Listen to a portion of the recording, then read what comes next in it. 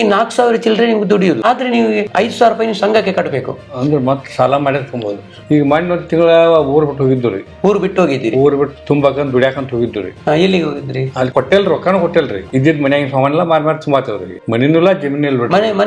ಮನೆ ಸಾಲಕ್ಕಾಗಿ ಕಿಲಿ ಹಾಕಿದಾರಿ. ಅದಕ್ಕೆ PRK ಬಾಂಡ್ ಅಂತ ಕೊಟ್ಟಿದ್ದಾರೆ ಸರ್? ಏನು ಕೊಟ್ಟಿಲ್ರಿ. ರಿನ್ಯೂಲ್ ಮಾಡಿದಕ್ಕೆ ಏನಾದ್ರು ಕೊಟ್ಟಿದ್ದಾರೆ? ಏನು ಇಲ್ರಿ. ಅಲ್ಲೇ ಹಣ ಕಟ್ಟಬೇಕಾದ್ರೆ ಪುಸ್ತಕವನ್ನು ಅವ್ರು ಕೊಟ್ರೆ ನೀವು ಅದಕ್ಕೆ ಕಟ್ಟಿ. ಈಗ ನೀವು 800 ರೂಪಾಯಿ ದುಡಿಯುವವರಿಗೆ ವಾರಕ್ಕೆ 5,000 ರೂಪಾಯಿ ಕಟ್ಟುವಾಗ ಅವ್ರು ಯಾವ ತರ ಕೊಟ್ಟಿದ್ದಾರೆ ಈಗ ಲೋನ್? ಸಾಯ್ಬೇಕು ಒಂದು, ಕಟ್ಟಬೇಕು ಒಂದ ಸಾಯ್ಬೇಕು, ಇಲ್ಲದ ಕಟ್ಟಬೇಕು. ಈಗ ಬಂದೇ ಇರ್ತಾನ್ರಿ. ಈಗ ಬಂದ ಅಂಗಡಿ ಬಂದಿರ್ತೀರಿ. ಯಾವುದೇ ಕಾರಣಕ್ಕೆ ಯಾವುದಕ್ಕೂ ಕೂಡ ಒಂದೇ ಒಂದು ಸೈನ್ ಹಾಕಬಾರ್ದು, ಯಾವುದೇ ಕೂಡ ಡಾಕ್ಯುಮೆಂಟ್ ಕೊಡಬಾರ್ದು. ವೈಟ್ ಪೇಪರ್ ತಂದಿಡ್ಬೇಕು. ಯಾರು ನಿಮ್ಮ ಹತ್ರ ಸೈನ್ ಕೇಳ್ತಾರ ಅವ್ರ ಹತ್ರ ಇದಕ್ಕೆ ಸೈನ್ ಹಾಕಿದ್ರೆ ಮಾತ್ರ ನಾವು ನಿಮ್ಗೆ ಡಾಕ್ಯುಮೆಂಟ್ ಕೊಡ್ತೇನೆ ಅಂತ ಹೇಳಿ ನಿಮ್ದೆಲ್ಲ ಅದರಲ್ಲಿ ಪುಸ್ತಕದಲ್ಲಿ ಎಂಟ್ರಿ ಆಗಿರ್ಬೇಕು. ಇವರು ಕೊಟ್ಟದ್ದು ಧರ್ಮಸ್ಥಳದ ಹುಂಡಿಯ ಹಣವನ್ನು ಬಡ್ಡಿಗೆ ಕೊಟ್ಟದ್ದು. ಅವ್ರು 50, 20, 30 ಜನರನ್ನು ಕರ್ಕೊಂಡ್ ಬರ್ಲಿಕ್ಕಿಲ್ಲ. ನಮಸ್ಕಾರ ಸರ್. ನಮಸ್ತೆ. ನಿಮ್ಮ ಊರು ಯಾವ್ದು ಸರ್? ಗುಂಡೇಟಿ ರೀ. ಖಾನಾಪುರ ಗುಂಡೇಟಿ. ಖಾನಾಪುರ ತಾಲೂಕು ಗುಂಡೇಟಿ. ಗುಂಡೇಟಿ.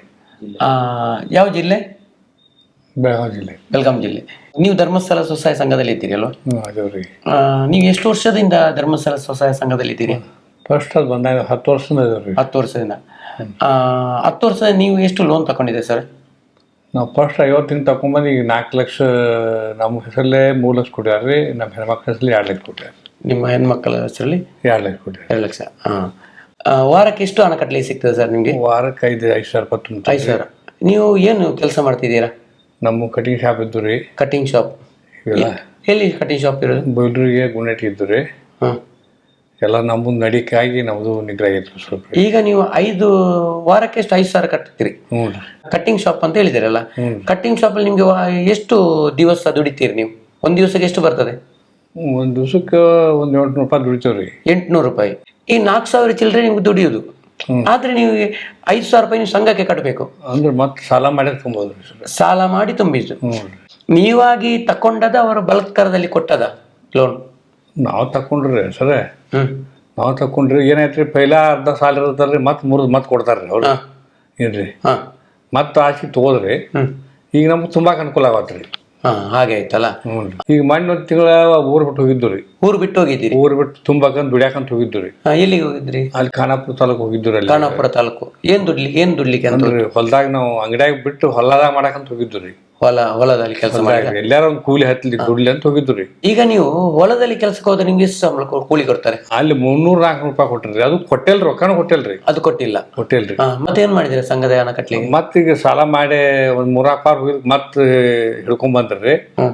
ಈಗ ಇಲ್ಲಿ ದುಡಿಬೇಕಾದ್ರೆ ಶ್ರಾವಣ ಬಂದ್ರಿ. ಇದ್ದಿದ್ ಮನ್ಯಾಗ ಸಾಮಾನೆಲ್ಲ ಮಾರಿ ತುಂಬಾತೇವ್ರಿ.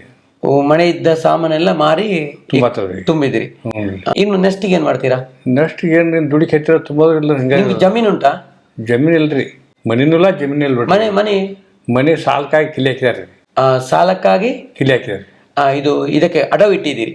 ನಾವಂದ್ರೆ ಏನ್ರ ಒಂದು ಬೇರೆ ಬ್ಯಾಂಕ್ನಾಗ ಸಾಲ ತಗೋದ್ರಿ. ಅದು ಹೋಗೈತಿ, ಎಲ್ಲಾ ಹೋಗೈತಿ. ಒಟ್ಟಿಗೆ ಜೀವ ಮನೆ ಕೂಡ ಏಲಮಾಗಿ ಹೋಗಿದೆ. ಈಗ ಎಲ್ಲಾ ಹೋಗೈತಿ, ಜೀವ ಒಂದು ಹೋದ್ರಿ. ನನ್ನನ್ನು ಕಾಂಟ್ಯಾಕ್ಟ್ ಮಾಡ್ಲಿಕ್ಕೆ ನೀವೇನು ಮಾಡಿದೀರಾ? ನಮ್ದು ರವಿ ಹೇಳ್ರಿ. ರವಿ ಅವರು ಗೊತ್ತಾಯ್ತು. ಅವ್ರು ನಂಗೆ ಯೂಟ್ಯೂಬ್ ಅಲ್ಲಿ ನನ್ನ ಕಾಂಟ್ಯಾಕ್ಟ್ ಮಾಡಿ ಮತ್ತೆ ವಿಠಲ್ ಅವ್ರು. ಸರಿ, ಗೊತ್ತಾಯ್ತು. ಈಗ ನಿಮ್ ಮುಂದಿನ ನಡೆ ನಿಮ್ದೇನು ಸರ್? ಅದರ ಈಗ ನಮ್ದು ಏನೋ ಹೆಂಗೋ ಒಂದು ಉಳಿಸ್ರಿ ಅಂತ ಅನ್ನೋದ್ರಿ. ನೀವೀಗ ಲೋನ್ ತಗೊಳ್ಬೇಕಾದ್ರೆ ನೀವೇನು ಇನ್ಸೂರೆನ್ಸ್ ಏನಾದ್ರು ಮಾಡಿದಿರಾ ಸರ್? ಇನ್ಶೂರೆನ್ಸ್ ಮಾಡಿದ್ರಿ. ಯಾವ್ದು ಇನ್ಸೂರೆನ್ಸ್ ಮಾಡಿದೀರಾ? ಅದು ಯಾವ್ದು ನಮ್ಗೆ ಗೊತ್ತಿಲ್ರಿ. ಅದು ವಾರ 200-200 ಎಷ್ಟು ಮೈಕ್ರೋ ಪಾಲಿಸ್ ಮಾಡಿದಿರಾ? 1-2 ಇನ್ಸೂರೆನ್ಸ್ ಮಾಡಿದ್ದು? ನಮ್ಮ ಹೆಣ್ಮಕ್ಳ ಹೆಸರಲ್ಲಿ ಐತ್ರಿ, ನಮ್ಮ ಹೆಸರಲ್ಲಿ ಐತ್ರಿ. ಹೆಣ್ಮಕ್ಳ ಹೆಸರಲ್ಲಿ ಎಷ್ಟುಂಟು? ನಿಮ್ಮ ಹೆಸರಲ್ಲಿ ಎಷ್ಟುಂಟು? ಅದು ವರ್ಷಕ್ಕೆ 10,000 ತಗೋತಾರ ಒಬ್ಬೊಬ್ಬರಿಗೆ. ಎಷ್ಟು 10,000 ಕಟ್ಟುದನ್ನು ಎಷ್ಟು ಇನ್ಸೂರೆನ್ಸ್ ಮಾಡಿದ್ದೀರಾ ನೀವು? ಇವು ವಾರ 200 ರೂಪಾಯಿ. ವಾರ 200 ರೂಪಾಯಿ. 250 ರೂಪಾಯಿ ಅದು ವಾರ. ಅದಕ್ಕೆ ಅಲ್ಲ, ಅದು ಇನ್ಸೂರೆನ್ಸ್ ಒಂದು ನಿಮ್ಮ ಹೆಸರಲ್ಲಿ ಒಂದು, ನಿಮ್ಮ ಮಗಳ ಹೆಸರಲ್ಲಿ ಒಂದು. ಹೆಣ್ಮಕ್ಳ ಹೆಸರಲ್ಲಿ. ಹೆಣ್ಮಕ್ಳ ಹೆಸರಲ್ಲಿ. ನಿಮ್ಮ ಹೆಸರಲ್ಲಿ ಇಲ್ಲ? ನಮ್ಮ ಹೆಸರು ಐತ್ರಿ. ಅಂತ ಹೆಣ್ಮಕ್ಳ ಹೆಸರಲ್ಲಿ ಎಷ್ಟುಂಟು? ಅವ್ರದ್ದು 10,000 ತೊಗೊಂಡಿರ್ತಾರೆ. ಒಂದಾ? ನಿಮ್ಮ ಹೆಸರಲ್ಲಿ ಒಂದು. PRK ಅಂತ ಹಣ ಕಟ್ಟೋದಿಲ್ಲ ಸರ್? ಅದು ತೊಗೊಂಡಿರ್ತಾರ ಸರ್. ಅವ್ರು ತಗೊಂಡಿದ್ದೀರಿ? ತೊಗೊಂಡಿರ್ತಾರೆ. ಅದು ಕಟ್ತಾ ಇದ್ದೀರಿ. ಅದಕ್ಕೆ PRK ಬಾಂಡ್ ಅಂತ ಕೊಟ್ಟಿದ್ದಾರೆ ಸರ್? ಏನು ಕೊಟ್ಟಿಲ್ರಿ. ಕೊಟ್ಟಿಲ್ಲ. ಮತ್ತೆ PRK ಅಂತ ನೀವು ಹಣ ಕಟ್ತೀರಲ್ಲ ಸರ್, ಅದಕ್ಕೆ ಸ್ಲಿಪ್ ಅಂತ ಕೊಡ್ತಾರೆ. ನೀವು ಹಣ ಕಟ್ಟಿದ್ದಕ್ಕೆ ಅದಕ್ಕೊಂದು ಚೀಟಿ ಅಂತ ಕೊಡ್ತಾರೆ. ಅದು ಕೊಟ್ಟಿದ್ದಾರೆ ನಿಮ್ಗೆ? ಬುಕ್ನಾಗ ನಾವು ನೋಡಿ. ಬುಕ್ಕಿನಾಗಲ್ಲ, ನಮ್ಗೆ ಕೊಟ್ಟಿಲ್ರಿ. ಕೊಟ್ಟಿಲ್ಲಲ್ಲ. ಇನ್ಸೂರೆನ್ಸ್ ಯಾವುದೇ ಕಟ್ಟಿದ್ರೆ ನೀವು ನೋಡಿ, ಹೊರಗಡೆ ಇನ್ಸೂರೆನ್ಸ್ ಕಟ್ಟಿದ್ರೆ ರಿಸಿಪ್ಟ್ ಅಂತ ಕೊಡ್ತಾರೆ. ಅದು ನಿಮ್ಗೆ ಸಿಗ್ಲಿಲ್ಲ. ಇಲ್ರಿ ಕೊಟ್ಟಿಲ್ರಿ ಸರ್. ಕೊಟ್ಟಿಲ್ಲ.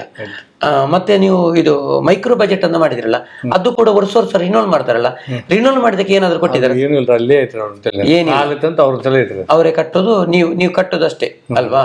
ನೋಡಿ ಸರ್, ಈಗ ನಾವು ನಿಮ್ಮ ಹತ್ರ ಹೇಳೋದು ಇಷ್ಟೇ ಸರ್, ಕಾನೂನಾತ್ಮಕವಾಗಿ ನೀವು ಕಟ್ಬೇಕಣ್ಣ. ಕಾನೂನಾತ್ಮಕ ಅಂದ್ರೆ ಎಂತ? ನೀವು ಬ್ಯಾಂಕಿನಿಂದ ಹಣ ತಕೊಂಡದ್ದು. ಈಗ ಅವ್ರು ಹೇಳ್ತಾರೆ ನೋಡಿ, ಮೊನ್ನೆ ಅವರು ದೊಡ್ಡ ಮನುಷ್ಯರು ಹೇಳಿದ್ದಾರೆ, ನಾವು ಕೊಟ್ಟದ್ದು ಬ್ಯಾಂಕಿಂದ ಕೊಟ್ಟದ್ದು ಅಂತ ಹೇಳಿದ್ದಾರೆ ಅಲ್ವಾ? ಬ್ಯಾಂಕಿನವರು ತಕೊಂಡಿದ್ದಾರೆ, ಅದು ಅವರು ಕ್ಲಿಯರೆನ್ಸ್ ಮಾಡ್ತಾರೆ ಅಂತ ಅವರು ಹೇಳಿದ್ದಾರೆ. ಈಗ ನೀವು ಅವರು ಈಗ ಧರ್ಮಸ್ಥಳ ಸಂಘದ SKDRDP ಅವರು ನಿಮ್ಮ ಮನೆಗೆ ಬಂದ್ರೆ ನೀವು ಕಟ್ಲಿಕ್ಕಿಲ್ಲ. ಯಾಕೆ? ಅವ್ರು ಹೇಳಿದ್ದಾರೆ ಅಲ್ಲಿ, ಆಲ್ರೆಡಿ ಹೇಳಿದಾರಲ್ಲ, ನಾವು ಕೊಟ್ಟದ್ದಲ್ಲ ಬ್ಯಾಂಕಿನವರು ಕೊಟ್ಟದಂತೆ. ನೀವೀಗ ಬ್ಯಾಂಕಿಗೆ ಕಟ್ಟಬೇಕು. ಬ್ಯಾಂಕ್ ಕಟ್ಟಬೇಕಾದ್ರೆ ಅವ್ರ ಬ್ಯಾಂಕಿನ ಪಾಸ್ ಪುಸ್ತಕಗಳು. ಸಂಘದ ನೋಡಿ, ನಿಮ್ಮ ಸಂಘ ಅಂತ ಮಾಡುವಾಗ ನಿರ್ಣಯ ಪುಸ್ತಕದಲ್ಲಿ ಅದರಲ್ಲಿ ಒಂದು ಬರೆದಿದ್ದಾರೆ, ಏನಂದ್ರೆ SKDRDP ಅವರು ಬ್ಯಾಂಕಿನಿಂದ ಕೊಟ್ಟ ಲೋನ್. ಇದಕ್ಕೆ ಬ್ಯಾಂಕಿನಲ್ಲಿ ನಿಮ್ಮ ಪ್ರಬಂಧಕ ಸಂಯೋಜಕ ಅಂತ ಹೇಳಿ ಅಲ್ಲಿ ಜಂಟಿ ಅಕೌಂಟ್ ಮಾಡಿದ್ದಾರೆ. ಆ ಅಕೌಂಟ್ ಮಾಡಿದ್ದಾರೆ, ಅದರ ಪುಸ್ತಕ ಬೇಕು. ಆ ಪುಸ್ತಕವನ್ನು ಅವ್ರು ಕೊಟ್ರೆ ನೀವು ಅದಕ್ಕೆ ಕಟ್ಟಿ, ಕೈಯಲ್ಲಿ ಕಟ್ಟೋದು ಬೇಡ. ಮತ್ತೆ ನಿಮ್ಗೆ ಈಗ ಲೋನ್ ಕೊಟ್ಟಿದಾರಲ್ಲ, ನಿಮ್ಮ ಯಾವ ಆಧಾರದಲ್ಲಿ ನಿಮ್ಗೆ ಇಷ್ಟು ಲೋನ್ ಕೊಟ್ಟಿದ್ದಾರೆ? ಈಗ 5 ಲಕ್ಷ ಲೋನ್ ಕೊಡ್ಬೇಕಾದ್ರೆ ನಿಮ್ದು ಉತ್ಪತ್ತಿ ನೋಡ್ಬೇಕಲ್ವಾ? ಅವರು ನೀವು ಎಷ್ಟು ಲೋನ್ ಕೊಡ್ಬೇಕಾದ್ರೆ ನಿಮ್ಮ ಎಷ್ಟು ನೀವು ದುಡಿತೀರಾ ಅದರ ಮೇಲೆ ನಿಮ್ಗೆ ಲೋನ್ ಕೊಡುವುದು. ಈಗ ನೀವು 800 ರೂಪಾಯಿ ದುಡಿಯುವವರಿಗೆ ವಾರಕ್ಕೆ 5,000 ರೂಪಾಯಿ ಕಟ್ಟುವಾಗ ಅವ್ರು ಯಾವ ತರ ಕೊಟ್ಟಿದ್ದಾರೆ? ಈಗ ಲೋನ್ ಕಟ್ಟಬೇಕಲ್ಲ. ಈಗ ನಿಮ್ಗೆ ಕೆಲಸ ಇಲ್ಲ ಒಂದು ಕಡೆಯಿಂದ, ಈಗ ಬರುವ ಹಣ ಕಟ್ಬೇಕು, ಏನ್ ಮಾಡ್ತೀರಾ? ಇದ್ರೆ ಕಟ್ಟೋದು, ಇಲ್ಲ ಮತ್ತೆ ಇದ್ರೆ ಕಟ್ಟೋದು ಏನ್ ಮಾಡ್ತೀರಾ? ಕಟ್ಟದಿದ್ರೆ ಅವ್ರು ಬಿಡುದಿಲ್ಲ, ಏನ್ ಮಾಡ್ತೀರಾ? ಏನ್ ಮಾಡ್ತೀರಿ? ಈಗ ನಿಮ್ಗೆ ಟಾರ್ಚರ್ ಕೊಡೋದು ಧರ್ಮಸ್ಥಳ SKDRDP ಅವರು. ಯಾರು ನಿಮ್ಮನಿಗೆ ಟಾರ್ಚರ್ ಕೊಡ್ಲಿಕ್ಕೆ ಬರೋದು? ಮೇಡಮ್ ಅದು ಬರ್ತಾರೆ. ಯಾರು ಮೇಡಮ್? ಅವ್ರ ಸರ್ ಅವ್ರು ಬರ್ತಾರ್ರಿ. ಮೇಡಮ್ ಹೆಸರೆಂತ? ಅವರು ಕಿರಿಕಿರಿ ಮಾಡಿದಾರಲ್ಲ, ಏನಾದ್ರು ನಿಮ್ಮ ಹತ್ರ ಅಲ್ಲ, ನಿಮ್ಮ ಹತ್ರ ಹೇಳಿಲ್ವಾ ನೀವು ಹಣ ಕಟ್ಲಿಕ್ಕೆ ಆಗದ್ರಿ ನೀವು ಆತ್ಮಹತ್ಯೆ ಮಾಡಿ? ಪಾಪ ಮೇಡಮ್ಗೂ ಸರ್ ಒಳ ಮಾಡ್ತಾರ ಅವ್ರು. ಅಲ್ಲ, ನಿಮ್ಮ ಹತ್ರ ಹೇಳಿಲ್ವಾ ನಿಮ್ಗೆ ಹಣ ಕಟ್ಟಕ್ಕಾಗದಿದ್ರೆ ನೇಣ್ ಹಾಕೊಂಡು ಸಾಯಿರಿ ಅಂತ ಹೇಳಿಲ್ವಾ? ಹೇಳಿದಾರ? ಏನಂತ ಹೇಳಿದಾರೆ? ನಾವು ಖಾನಾಪುರದ 11 ಬಿಡಾಕ್ ಕುಂತೀವಿ. ಅಲ್ಲ, ನೀವು ಸಾಯ್ಬೇಕು, ಒಂದು ಕಟ್ಟಬೇಕು, ಒಂದ ಸಾಯ್ಬೇಕು, ಇಲ್ಲದ ಕಟ್ಟಬೇಕು. ಮನೆ ಗುಡಿಗೆ ತಂದ ಕುಣಿಸಿರ್ರಿ ಅವ್ರು, ಹಾಗೆ ಹೇಳಿದ್ದಾರೆ ಅಂತ ಹೇಳಿದಿರಿ. ಅದಕ್ಕೆ ನಾವ್ ಕಟ್ತರ್ಪ ವಾರ ಅಂತ ಹೇಳಿದ್ರಿ. ಊರ್ ಬಿಟ್ಟು ದುಡ್ಯಾಕನ ಹೋಗಿದ್ರಿ, ಅಲ್ಲಿ ಪಗಾರ ಕೊಡೋದಕ್ಕಾಗಿ ತುಂಬಿರ್ಕಲ್ರಿ. ನಾ ಇನ್ನೂ ಸರಿಯಾಗಿ ತುಂಬ, ಇನ್ನೂ 4-5 ವಾರ ಕಂತು ಡ್ಯೂನು ಆಯ್ತು ಬಿಡ್ರಿ. ಈಗ ಅಲ್ಲಿ ದುಡ್ಯಾಕ ಹೋಗಿದ್ ಪಗಾರ ಕೊಡ್ಲಲ್ರಿ ನಮಗೆ. ಅದು ದುಡ್ದು ತಿಂಗಳ ಪಗಾರ ಅಂತಾರ. ಅದು ಕೋಳಿ ಫಾರ್ಮ್ ಹೋದ್ರಿ, ತಿಂಗಳ ಪಗಾರ ಅಂತಾರ. ತಿಂಗಳ ಅಂತ ನಾವು 8 ದಿವಸ ಕಾಲ್ ಬಂದ್ಬಿಟ್ರಿ, ಕರ್ಕೊಂಡ್ ಹಿಡ್ಕೊಂಡ ಬಂದಾಗ ಮಾಡಿಬಿಟ್ರಿ ನಮ್ಮನ್ನ ಅಲ್ಲಿಂದ. ಹೌದಾ? ಪಗಾರ ಕೊಡ್ಲಲ್ರಿ. ಕೂಲಿ ಕೆಲಸಕ್ಕೆ ಹೋಗಿ ಒಂದ್ 15-20 ದಿವಸ ಹೋಗಿದ್ವಿ ನಾವು. 20 ದಿವಸಕ್ಕಿಂತ ಮುಂಚೆ ಹೋಗಿದ್ವಿ. ಹೌದಾ? ಈಗ ಬಂದ ಮತ್ತೊಂದ್ ತಿಂಗಳ ಆತ್ರಿ. ಈಗ ನೀವು ಈಗ ಏನ್ ಕೆಲಸ ಮಾಡ್ತೀರಾ? ಈಗ ಅಂಗಡಿಯಾಗ ಮಾಡ್ತಾವ್ರಿ. ಈಗ ಶ್ರಾವಣ ಬಂತಲ್ರಿ. ಈಗ ಹೌದು, ಈಗ ಬಂದೇ ಐತ್ರಿ ಅಂಗಡಿ. ಈಗ ಬಂದ್ ಬಂದೈತ್ರಿ. ಇನ್ ಮೇಲೆ ಅಮಾಶೆ ಆತ ಶುರು ಆಕತ್ರಿ. ಈಗ ಇವತ್ತಿಂದ ನಾಳೆಯಿಂದ ಸ್ಟಾರ್ಟ್ ಆಗ್ತದೆ. ನಾನು ಹೇಳೋದು ಏನಂತ ನೋಡಿ, ಇನ್ನು ನೀವು ಹಣ ಕಟ್ಟಬೇಕಾದ್ರೆ ನಿಮ್ಗೆ ಬ್ಯಾಂಕಿನ ಪಾಸ್ ಪುಸ್ತಕ ಕೊಟ್ರೆ ನೀವು ಕಟ್ಟಬೇಕು, ಇಲ್ಲದ್ರೆ ಕಟ್ಲಿಕ್ಕಿಲ್ಲ. ನೇರ ಹೇಳಿ ಕಟ್ಟೋದು ಇಲ್ಲ. ಬ್ಯಾಂಕಿಂದು ಪಾಸ್ ಪುಸ್ತಕ ಕೊಡ್ಲಿ, ಆಮೇಲೆ ಕಟ್ಟಿ ಆಯ್ತಾ? ನೋಡಿ, ಇವರು ಈಗ ಇದಕ್ಕೆಲ್ಲ ಜವಾಬ್ದಾರರು ಯಾರಂದ್ರೆ SKDRDP. ಈಗ ಈ ಸಂಸ್ಥೆಯ ಯಾರಿದ್ದಾರೆ, ಅಧ್ಯಕ್ಷರಿದ್ದಾರಾ, ಇವರು ಹೇಳ್ತಾರೆ. ಈಗ ಇವರನ್ನು ಹೇಳಿದರೆ, ನೀನು ನೇಣು ಹಾಕೊಂಡು ಸಾಯು, ಸತ್ರೆ ನಿಮ್ಗೆ ನಿಮ್ಮ ಲೋನ್ ಮಣ್ಣಾಗ್ತದೆ, ಇನ್ಸೂರೆನ್ಸ್ ಕ್ಲೈಮ್ ಮಾಡ್ತೇನೆ ಅಂತ ಹೇಳಿದ್ದಾರೆ ಇವರ ಹತ್ರ.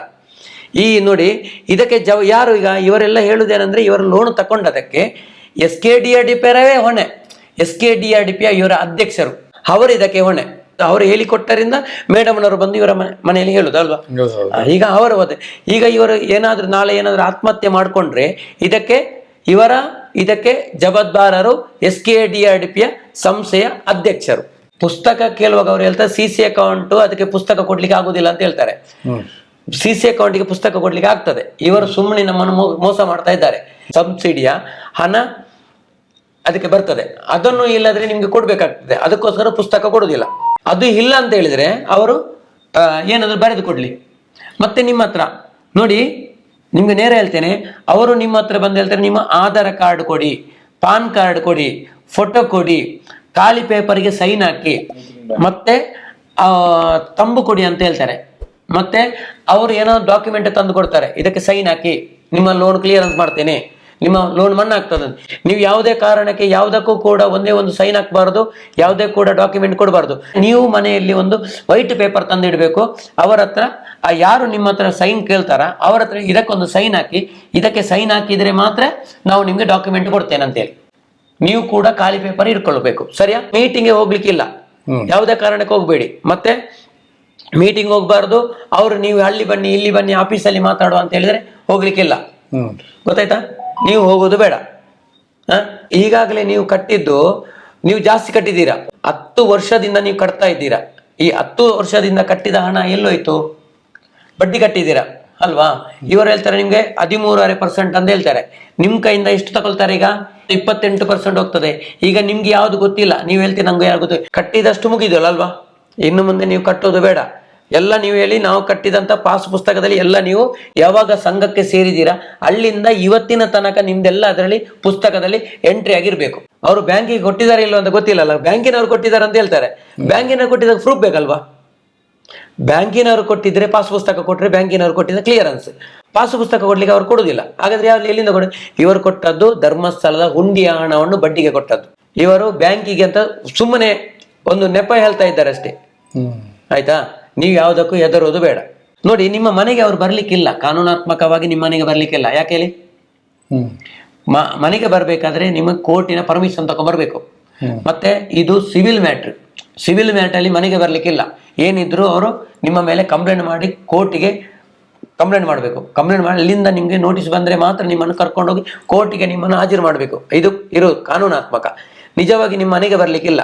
ಮನೆಗೆ ಬಂದರೆ ನೀವು ವಿಡಿಯೋ ಮಾಡಿ ನಾನು ಹೇಳಿದಂಥ ಪ್ರಶ್ನೆಯನ್ನು ಅವರ ಹತ್ರ ಕೇಳಿ ವಿಡಿಯೋ ಮಾಡಿ ಆ ವಿಡಿಯೋ ನಂಗೆ ಕಳಿಸ್ಕೊಡಿ. ನೀವು Aadhaar card, PAN card, photo, ಖಾಲಿ ಪೇಪರ್ಗೆ ಸೈನ್, ಮತ್ತೆ ಅವರು ಏನಾದ್ರು ಬಾಂಡ್ ತಂದು ಕೊಡ್ತಾರೆ ಅದಕ್ಕೆ ಸೈನ್, ಯಾವುದಕ್ಕೂ ಕೂಡ ಸೈನ್ ಹಾಕ್ಲಿಕ್ಕಿಲ್ಲ, ಗೊತ್ತಾ?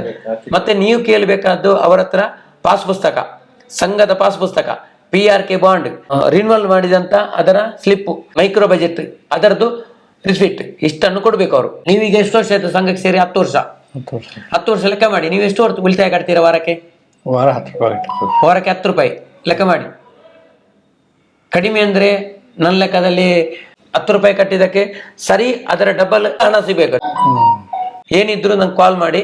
ಕಾಲ್ ಅದರಲ್ಲಿ ನಮ್ಮ ಯೂಟ್ಯೂಬಿನ ಇದರಲ್ಲಿ ಬರ್ತದೆ, ಆ ನಂಬರ್ ನಂಗೆ ಕಾಲ್ ಮಾಡಿ ನಾನು ನಿಮಗೆ ಸಪೋರ್ಟ್ ಮಾಡ್ತೇನೆ, ಸರಿನಾ?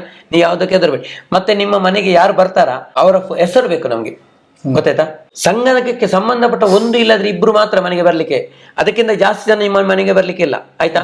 ಅವ್ರು 50, 20, 30 ಜನರನ್ನ ಕರ್ಕೊಂಡ್ ಬರ್ಲಿಕ್ಕಿಲ್ಲ. 1 ಇಲ್ಲದ್ರೆ 2, ಇಷ್ಟು ಜನ ಮಾತ್ರ. ಅದು ಕೂಡ ನಿಮ್ಮ ಅವರ ಹತ್ರ ಬ್ಯಾಜ್ ಇರಬೇಕು. SKDRDP ಬ್ಯಾಜ್ ಇದ್ದವರು ಮಾತ್ರ ಮನೆಗೆ ಬರ್ಲಿಕ್ಕೆ. ಮತ್ತೆ ನಿಮ್ಮ ಮನೆಗೆ ಬಂದು ಏನು ಟಾರ್ಚರ್ ಮಾಡಿದ್ರೆ 112ಗೆ ಕಾಲ್ ಮಾಡಿ. ಪೊಲೀಸ್ ಸ್ಟೇಷನ್ ನಂಬರ್ ಅದು 112ಗೆ ಕಾಲ್ ಮಾಡಿದಾಗ ಕಾಲ್ ರಿಸೀವ್ ಆಗ್ತದೆ. ರಿಸೀವ್ ಆದಾಗ ಅವರ ನಂಬರ್ ಒತ್ತಲಿಕ್ಕೆ ಹೇಳ್ತಾರೆ. ಆ 8 ನಂಬರ್ ಒತ್ತಲಿಕ್ಕೆ 8 ನಂಬರ್ ಒತ್ತಿದ್ರೆ ಸ್ಟೇಷನ್ ಅವ್ರು ಕಾಲ್ ರಿಸೀವ್ ಮಾಡ್ತಾರೆ. ಆಮೇಲೆ ಅವ್ರ ಹತ್ರ ಹೇಳಿದ್ರೆ ನಿಮ್ಮ ಪ್ರಾಬ್ಲಮ್ ಹೇಳಿದ್ರೆ ಪೊಲೀಸ್ನವ್ರು ಮನೆಗೆ ಬರ್ತಾರೆ, ಸರಿನಾ? ಯಾವುದೇ ಕಾರಣಕ್ಕೆ ಅವರನ್ನು ಬೈಬಾರದು. ಏನಿದ್ರು ರೆಕಾರ್ಡಿಂಗ್ ಮಾಡಿ, ಫೋನ್ ಮಾಡಿ, ಆಯ್ತಾ? ಓಕೆ.